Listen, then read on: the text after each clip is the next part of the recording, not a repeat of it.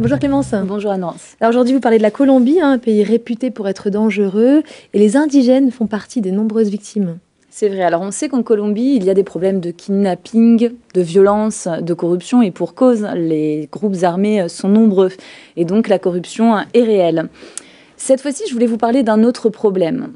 En Colombie, on sait qu'il y a donc des chrétiens indigènes.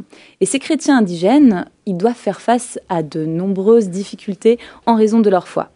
Donc, pour revenir un petit peu à cette problématique, être un indigène, déjà, ça expose à pas mal de difficultés. Mais être chrétien et indigène, c'est encore pire. Par exemple, les groupes armés de la guérilla embauchent des indigènes en tant que mercenaires pour justement causer quelque part du tort aux chrétiens indigènes. Et en plus de ça, tous les indigènes sont obligés de suivre la tradition de leurs ancêtres au nom de la protection de l'intégrité culturelle des peuples. Donc, lorsqu'un chrétien indigène souhaite continuer à vivre sa foi, telle que c'est inscrit donc dans la Bible, il doit faire face à de nombreuses difficultés. J'ai par exemple quelques chiffres avec moi. Sur 2 dernières décennies, on sait que 5 chrétiens indigènes ont été tués. 2 chrétiens ont été condamnés à 20 ans de prison, donc 2 chrétiens indigènes. 50 chrétiens ont été emprisonnés temporairement et 73 enseignants chrétiens indigènes ont été privés de leur salaire parce qu'ils refusaient d'enseigner la sorcellerie. Donc, être un chrétien et un indigène, ça signifie accepter de voir, par exemple, sa maison, sa ferme être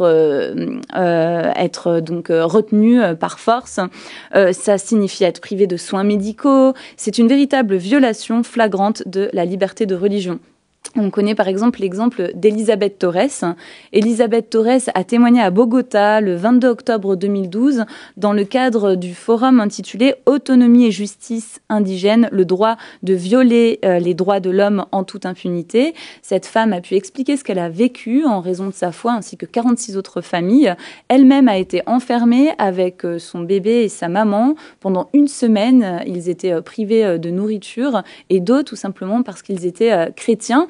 Et elle savait qu'en témoignant dans ce forum, elle prenait de sérieux risques, comme celui d'être agressée. Et effectivement, elle a failli être agressée, mais sa maison était protégée par des militaires qui étaient présents pour l'entourer. Et alors, le plus étrange, c'est que Elisabeth Torres n'était même pas au courant que ces militaires encerclaient sa maison pour la protéger. Elle n'a jamais rencontré ces militaires, elle ne les a jamais connus. En tant que fervente chrétienne, elle pense que ces militaires étaient des anges. Alors, a-t-elle raison ou non, ça, on ne le sait pas.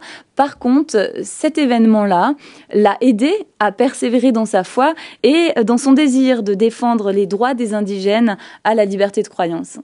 Oui, c'est vrai. Après tout, ils ont le droit de croire en ce qu'ils veulent. Merci Clémence.